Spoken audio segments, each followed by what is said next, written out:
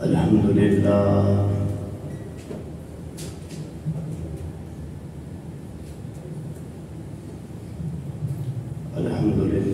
وكفى وسلام على عباده الذين اصطفى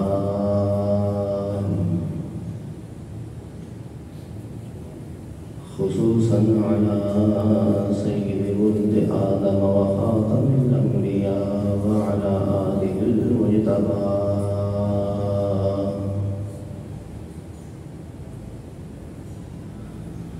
وعلى كل أتباعهم من الصديقين والصالحين والشهداء. أما بعد فأعوذ بالله من الشيطان الرجيم. بسم الله الرحمن الرحيم.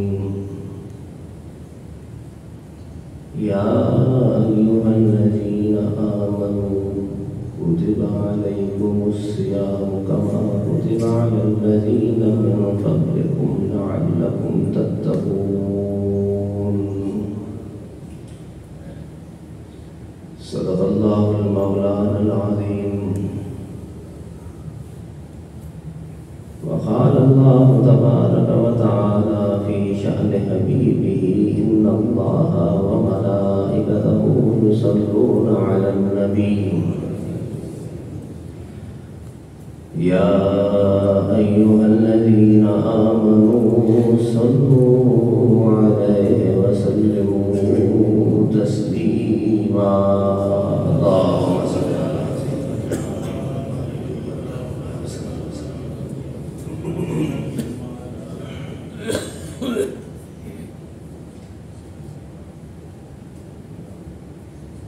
اہل ایمان سے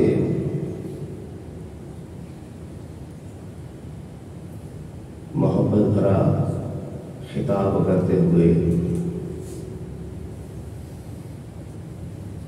کہ ایک چیز کو فرض کیا جا رہا ہے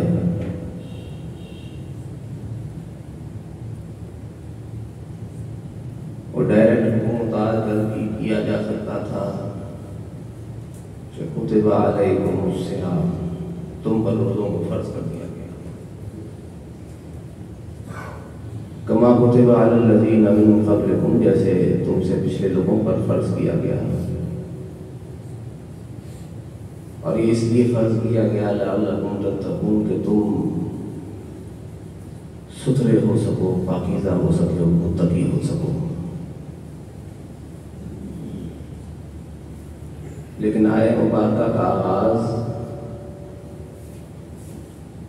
جس خطاب سے کیا گیا وہ ہے یا ایھا الذین آمنوا، اے اہل ایمان، اے ماننے والوں.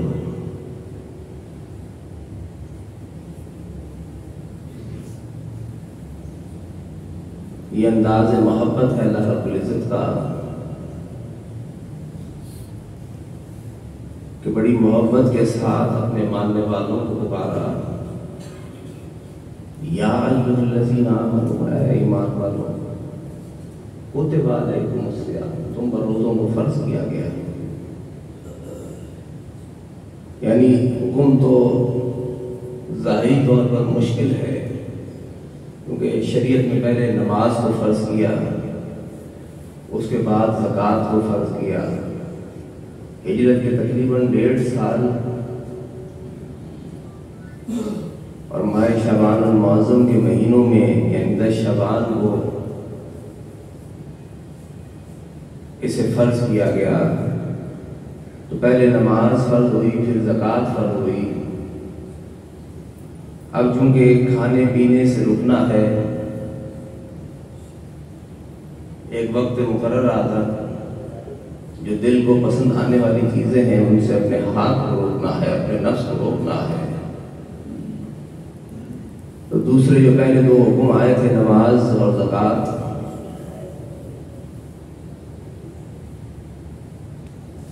وہ اتنے مشکل نہیں تھے، یہ زیادہ مشکل کام تھا کہ ہم کیسے روکیں طلوع فجر سے لے کر صبح صادق سے لے کر غروب آفتاب تک اپنے ہاتھ کو، اپنے نفوذ کو کیسے روکیں؟ تو اس لیے مخاطب بھی اس انداز میں ہوا کہ محبت کے ساتھ یا ایھا الذین آمنوا، اے ایمان والو۔ ایک ہے کہ آپ اپنی اولاد کو نصیحت کریں تو اس نصیحت کے کرنے سے پہلے بندہ بلاتا ہے،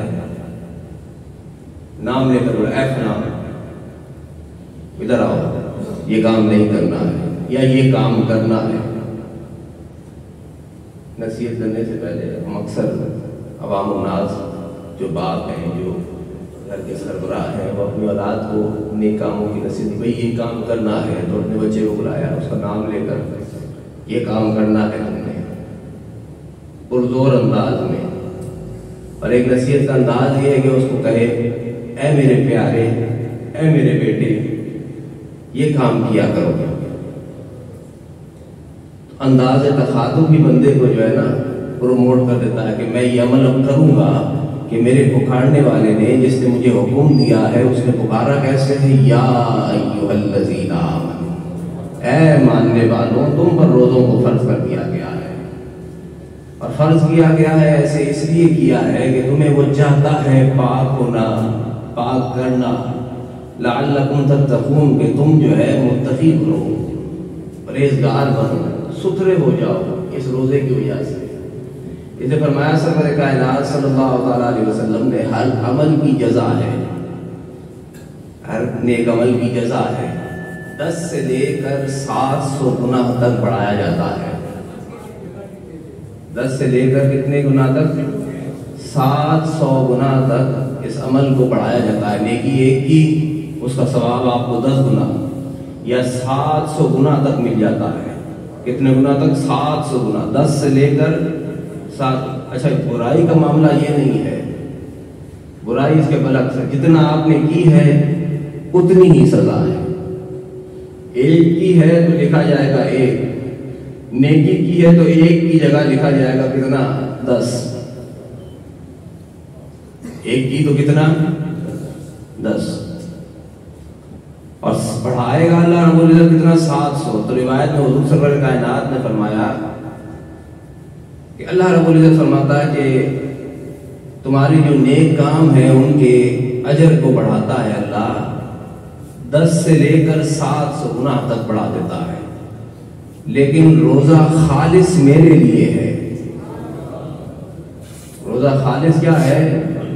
میرے لیے ہے، اور اس کی جزا میں خود انہیں دوں گا۔ یعنی لکھنے والے کو بھی نہیں پتا کہ روزے کی جزا کتنی لکھی جائے۔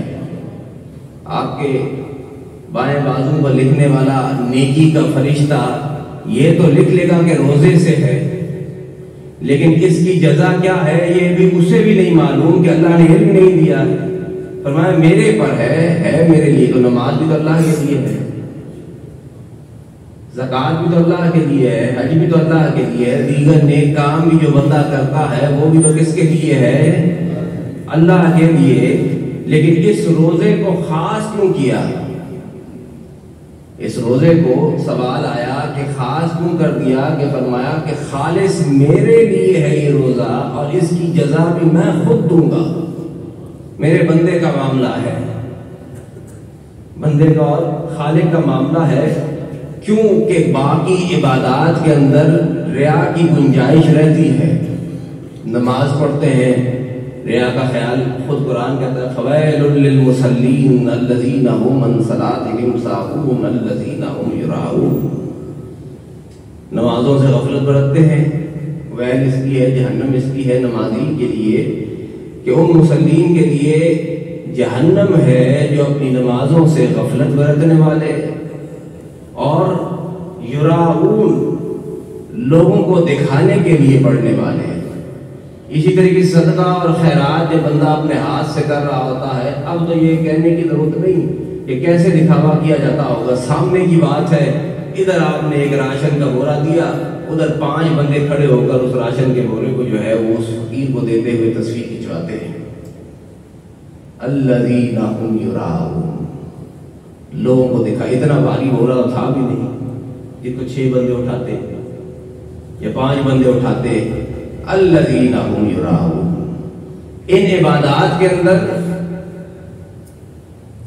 کہیں نہ کہیں ریا آ جاتی ہے، ان عبادات میں کہیں نہ کہیں. لیکن روزہ کیا ہے؟ خالص للہیت کے لیے ہے. ایک بندہ تنہائی میں بھی اپنے آپ کو کھانے پینے سے روک رہا ہے. ظاہری طور پر کوئی بندہ اس کے ساتھ موجود نہیں ہے، چاہتا تو اس تنہائی میں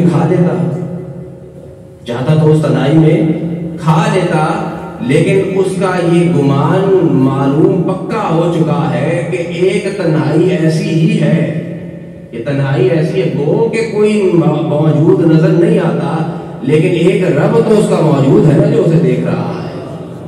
وہ اس تنہائی کے اندر بھی اپنے ہاتھ کو، اپنے نفس کو روکے ہوئے ہے کہ نہیں، میں نے روزہ رکھا ہے للہیت کے لیے، اللہ کے لیے. تو فرمایا یہ خالص میرے لیے، اور اس کی جزا بھی میں انہیں دوں گا. اس کی جزا بھی کیا دوں گا؟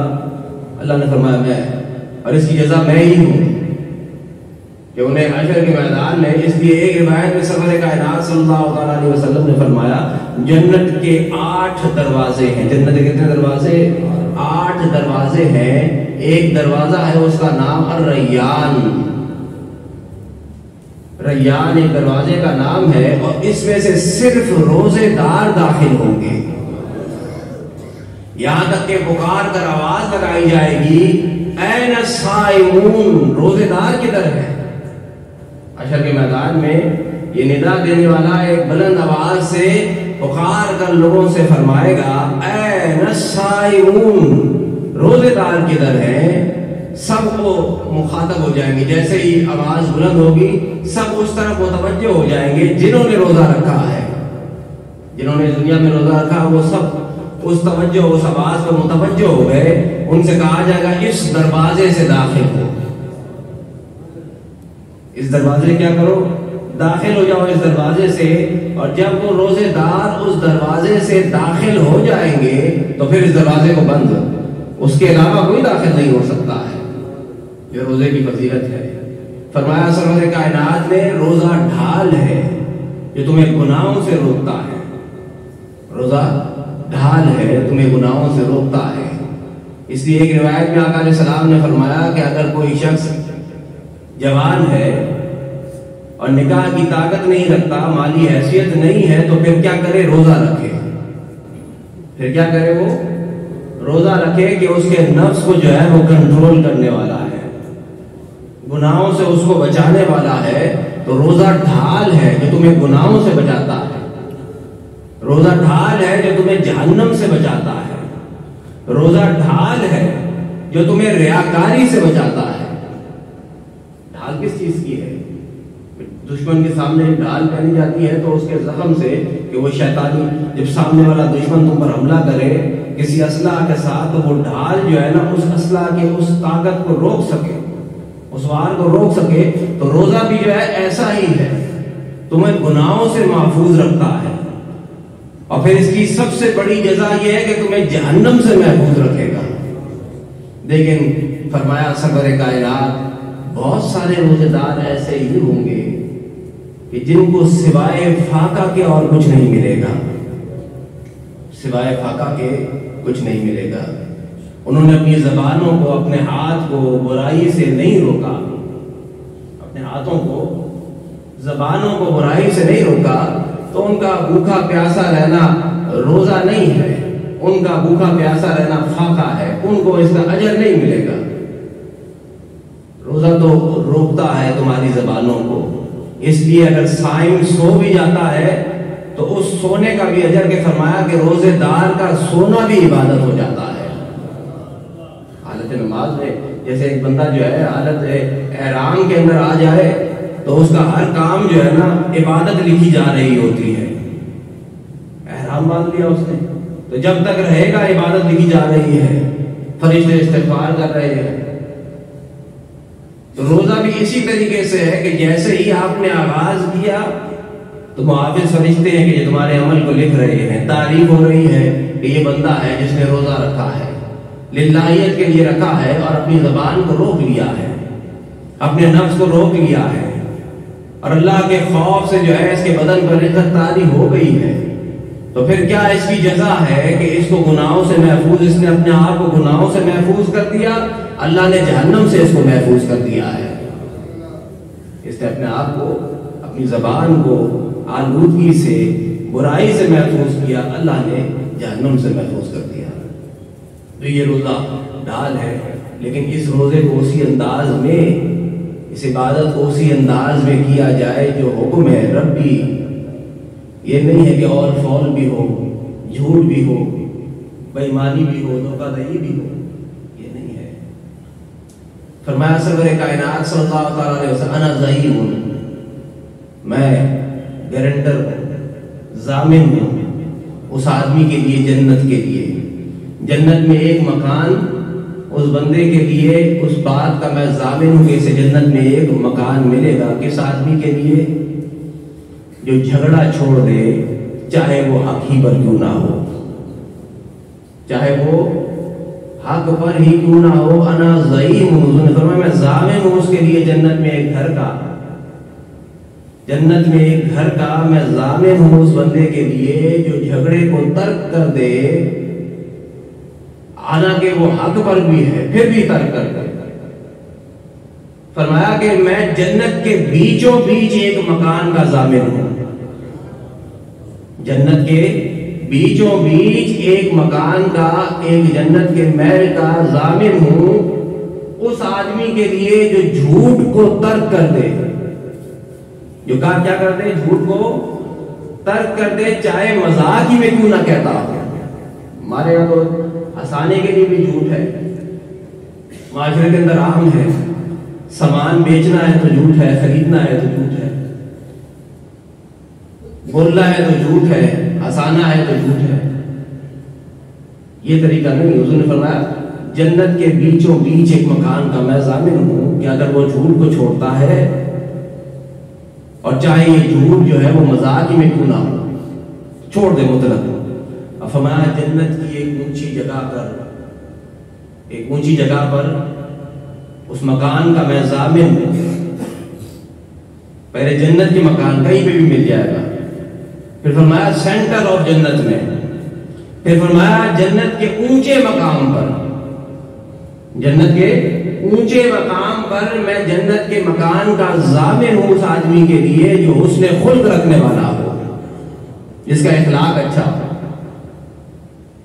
تو روزے دار کا اخلاق اچھا ہونا چاہیے، صرف ایک اس روزے کی حالت میں نہیں، بلکہ جب 30 دن اگر بندہ 29 دن جتنا چاند ہے اتنے اس نے روزے رکھے، تو یہ تو نہیں نا کہ اس کو 30 دن کا کوئی اثر موجود ہی نہ ہو اس کے جسم پر عید کے بعد۔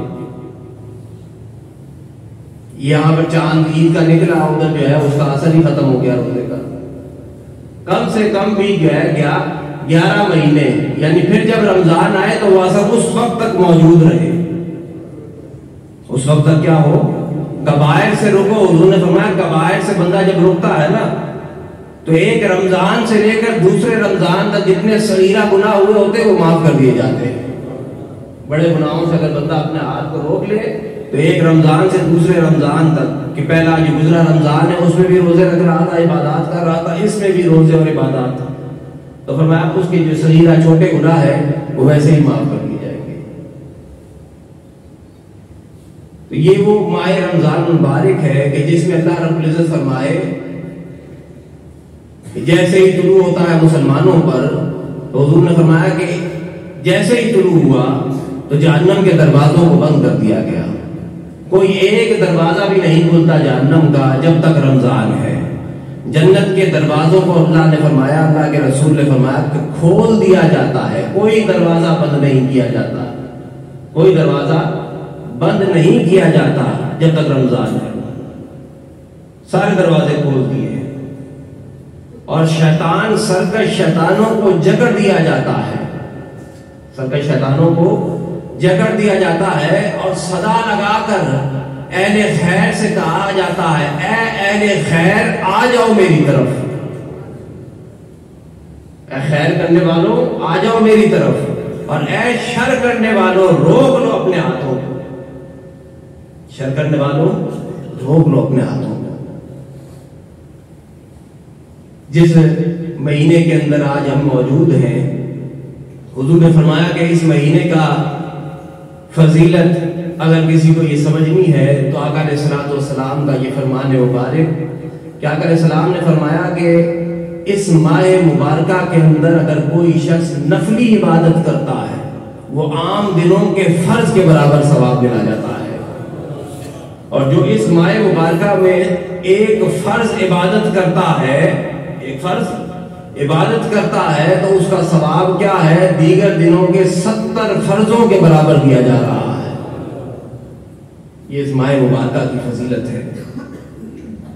تو روزہ صرف یہ نہیں کہ آپ اور آج ہم رکھ رہے ہیں نا، یہ دیگر اقوام پر بھی تھا روزہ، دیگر لعلکم کتب علیکم الصیام کما کتب علی الذین من قبلکم، تم سے پہلے لوگوں پر بھی فرض تھا، تم پر فرض نہیں، صرف تم سے پہلے لوگوں پر بھی فرض تھا۔ اب اس نے جس انداز میں رکھا اس روزہ کو، جتنا صاف ستھرا ہو کر للہیت کے لیے رکھا اور اپنے ہاتھوں کو روک لیا اس نے برائی سے، اپنی زبان کو روک لیا، اپنے نفس کو روک لیا، تو روزہ اب اس کو جنت میں داخل ہونے سے کوئی شخص روک نہیں سکتا ہے کہ اس کو نا یہ ڈھال بن گیا ہے، یہ جہنم سے بھی ڈھال ہے کہ اس نے اپنے آپ کو برائی سے روکا، اللہ رب العزت نے جہنم سے روک لیا ہے۔ دیکھیں نا آپ، روزہ ہے، فاطمہ کے گھر کے اندر بھی لوگوں نے روزہ رکھا ہے، سیدہ کے گھر کے اندر بھی روزہ ہے حضرت بی بی فاطمہ کا۔ آپ اندازہ کر لیں کہ کس انداز میں کہ جب ایک سائل آیا نا تو سرور کائنات نے حکم دیا کہ جاؤ اسے علی کے گھر کی طرف لے جاؤ۔ تو 3 دن سے روزہ ہے اور حال یہ ہے کہ اب روزہ ہے اور اب افطار کا وقت آنے لگا ہے، سائل نے صدا دے دی ہے، سائل نے دروازے پر صدا دے دی ہے، اور دروازے پر صدا دینے کے بعد یہ بھی کہہ دیا ہے یہ سائل عام نہیں ہے، رسول اللہ کا بھیجا ہوا سائل ہے۔ سائل نے ادھر نوالا منہ میں جانے لگا، ادھر سے سائل کی آواز، یہ کھانا دے دیا ہے۔ ایک یہ انداز بھی ہے روزے کا، ایک انداز روزے کا یہ بھی ہے، کیونکہ انہیں اس کی جزا معلوم ہے۔ آپ دیکھیں نا، ایک روزے دار ہے، رب تمہارا کتنا تم پر مہربان ہے، حالانکہ روزہ میں اٹھنے والی تمہارے منہ سے جو مہک ہے، بو ہے، جو ناگوار بندوں کو تو گزرتی ہے، لیکن تمہارے بنانے والے کو وہ ناگوار نہیں گزرتی ہے۔ وہ فرماتا ہے کہ روزے دار کے منہ کی بو جو ہے وہ مشک کی خوشبو سے بہتر ہے۔ جو مشک تم استعمال کر رہے ہو اس کی خوشبو سے کیا ہے؟ اس رب کے نزدیک وہ مشک کی خوشبو سے بہتر ہے جو روزہ دار کے منہ کی بو ہے۔ یہ مہربانی ہے نا، اس رب کی مہربانی ہے جو تمہارے ساتھ اتنا مہربانی والا تعلق رکھتا ہے۔ تو یہ ایک روزہ ہے جو ہم رکھتے ہیں، ایک روزہ ہے جو اہل ایمان کے بڑے لوگوں نے رکھا ہے۔ اس لیے گزشتہ دنوں سیدہ کا دن گزرا تو چند فضائل کی آیات احادیث مبارکہ کہ حضور سرور کائنات نے فرمایا فاطمۃ بضعۃ منی، ایک روایت میں فرمایا لفظ کو بدل دیا، فاطمۃ شجۃ منی، شین کی پیش کے ساتھ بھی اور شین کی زیر کے ساتھ بھی، شجنۃ منی، فاطمہ میرے جسم کا ٹکڑا ہے۔ فاطمہ کیا ہے؟ میرے جسم کا ٹکڑا ہے۔ تو اگر کوئی شخص فاطمہ کو جو ہے وہ اذیت پہنچائے گا وہ رسول اللہ کو اذیت پہنچائے گا، اور کوئی شخص اگر فاطمہ کو راضی کرے گا وہ اللہ کے رسول کو راضی کر رہا ہوگا۔ بضعۃ منی، ایک میں شجنۃ یا شجنۃ معنی ایک ہی ہے، جیسے درخت کی ٹہنی آپس میں ایک دوسرے سے جڑی ہوتی ہے نا، تو شجنا کا معنی، شجنا کا معنی کہ ایک دوسرے سے، کیونکہ دوسرے جتنے انساب ہیں وہ اپنی اولاد سے چلتے ہیں، بیٹوں سے چلتے ہیں، یہ نبی کا نسب ہے جو فاطمہ سے چل رہا ہے صلی اللہ علیہ وسلم، یہ نبی کریم صلی اللہ علیہ وسلم کا۔ اور فرمایا سرور کائنات نے کل نسب و حسب منقطع الی یوم القیامہ، ہر حسب اور نسب جو ہے وہ قیامت سے پہلے منقطع ہو جائے گا سوائے نسبی و حسبی، میرے نسب کے کہ وہ ختم ہونے والا نہیں ہے۔ حالانکہ کتنے ہی شہید کیے گئے، اللہ کی راہ میں ذبح کیے گئے، لیکن اس کے باوجود بھی یہ نسب جو ہے وہ برقرار ہے. گناہ گار ہو سکتا ہے سید، لیکن پھر بھی اس کی جو فضیلت ہے، اولاد کی جو فضیلت ہے وہ ختم نہیں ہو سکتی ہے. تو فرمایا بضعۃ منی، میرے جسم کا ٹکڑا. سیدنا علی المرتضیٰ حضور سرور کائنات کو معلوم چلا کہ ابو جہل کی بیٹی کا پیغام آ گیا ہے سیدنا علی المرتضیٰ کے لیے. حضور سرور کائنات نے بلایا سیدنا علی المرتضیٰ رضی اللہ تعالیٰ عنہ کو. فرمایا اللہ کے رسول کی بیٹی اور دشمن خدا کی بیٹی، ابو جہل کی بیٹی ایک گھر میں جمع نہیں ہو سکتے. ایک گھر میں کیا ہے؟ جمع نہیں ہو سکتے. یہ خاصیت ہے رسول اللہ کے نسب کی. آپ کی امت کی بھی تو خاصیت ہے نا، دیگر امتوں سے آپ کیوں جو ہے وہ افضل ہیں. آپ دیکھیں ایک روایت بڑی مشہور پڑھی جاتی ہے، سنی جاتی ہے، آپ نے اکثر بیشتر سنی ہوگی. 3 مزدور حضور سرور کائنات نے فرمایا کہ اگر 3 مزدوروں کو بلایا جائے، ایک سے کہا جائے ہاں بھائی فجر کی نماز سے لے کر زور تک کام کرنا ہے اتنی مزدوری میں 10 روپے کے اندر. ابھی تو مزدوری مہنگی ہو گئی، 2000 روپے میں، چلو اتنے روپے کے اندر تم نے مزدوری کرنی ہے. وہ آئے مزدوری کرے، جیسے ہی اس کی مزدوری مکمل ہو، وقت آ جائے، آپ اس کو پیسہ دیں.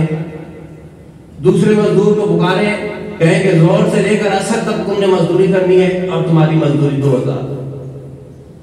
وہ اس وقت میں پوری مزدوری کرے، مزدوری کرنے کے بعد اس کو جو ہے اجرت پوری دے دی جائے. پھر سزا لگائی جائے کہ عصر سے لے کر مغرب تک جو شخص مزدوری کرے تو اس کو 2000 روپے. تو فرمایا اس امت کی مثال یہ ہے، اس امت کی کیا ہے مثال؟ یہ ہے تمہاری اور ہماری یہ مثال ہے کہ عصر کے وقت میں آئے مزدوری کی، اور جتنے دوسرے لوگوں کو پیسہ ملا اتنا ہی تمہیں بھی اجرت مل گئی. کہنے والے کہیں گے کہ ان کو اجرت کیوں؟ بھئی اللہ کا فضل ہے. بھئی کیا ہے یہ؟ اللہ کا فضل ہے. جب آپ اس کے فضل سے زیادہ لے رہے ہوں، امت جب اس کے فضل سے زیادہ لے رہی ہو تو اعتراض نہیں کرتی. تو ان حدیث پر بھی اعتراض نہیں کہ میں 4 کی اجازت تھی تو رسول اللہ صلی اللہ تعالی علیہ وسلم نے منع کیوں؟ فرمایا یہ رسول کی اذیت کا باعث ہے. جو رسول کی اذیت کا باعث بن جائے کوئی چیز، حلال بھی ہو تو جائز نہیں ہے. حلال بھی ہو تو کیا ہے؟ جائز نہیں ہے. آپ کہیں کہ کوئی دلیل ہے قرآن مجید. دلیل کیا ہے؟ قرآن مجید فرمایا کہ جب تمہیں کھانے کے لیے رسول بلائے اپنے گھر کے اندر، اور پھر جب تم کھانا کھا چکو تو پھر یہ نہیں کہ حدیث غیری میں لگ جاؤ، دیگر باتوں میں لگ جاؤ. بس کھانا کھا لیا، دعا ہو گئی، اب تمہیں چلا جانا چاہیے. سورہ حجرات ہے، تاریخ کی طرف سوچ پڑے. سورہ کون سی؟ حجرات ہے.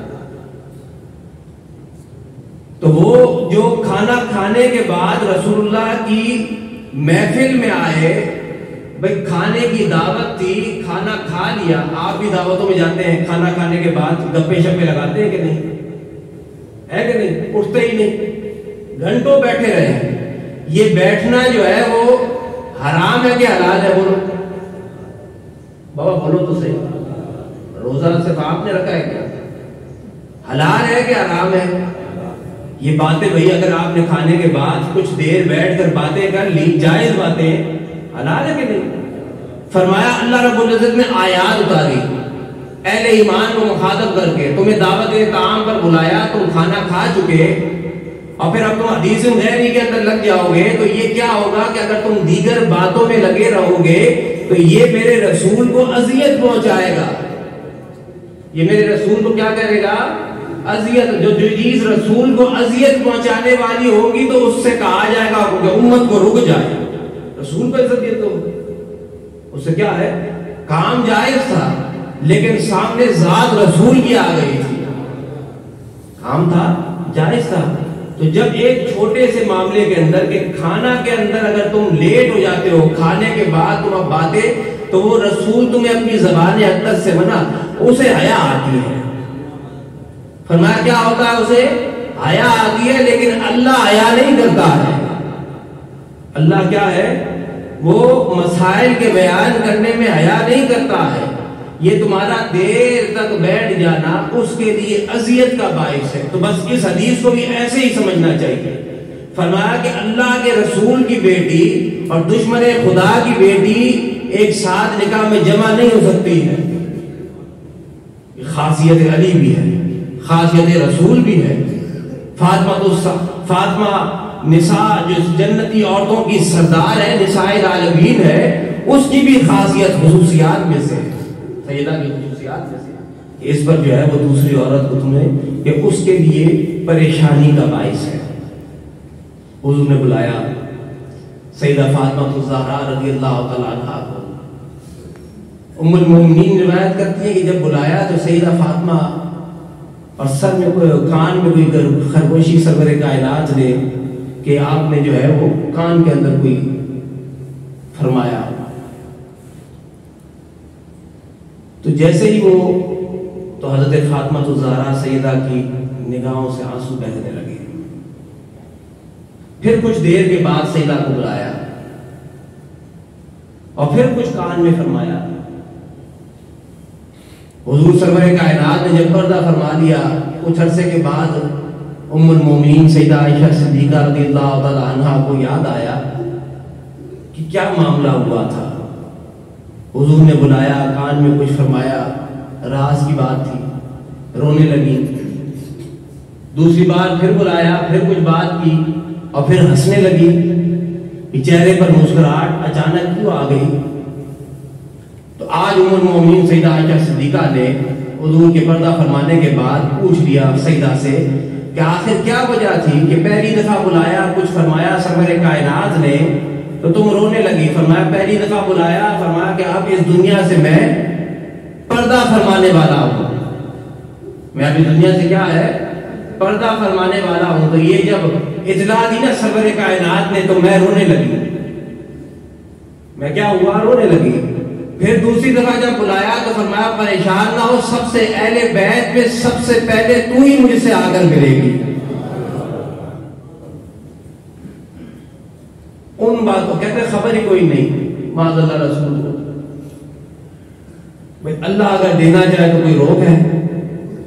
وما ہوا غیب بظنین، وہ اپنا غیب بتانے میں بخیل نہیں ہے. کون اللہ کی طرف منسوب کر دیا جائے کہ اللہ غیب بتانے میں بخیل نہیں، یا اگر ہوا کہ ضمیر کو رسول غیب بتانے میں بخیل نہیں، دونوں طرف جا سکتے. تو بھائی جتنا بتایا تو آپ کو پیٹ میں کیوں درد ہو گیا؟ آپ یہ کیسے کہہ سکتے ہیں ان باتوں کا علم ہے کہ نہیں ہے؟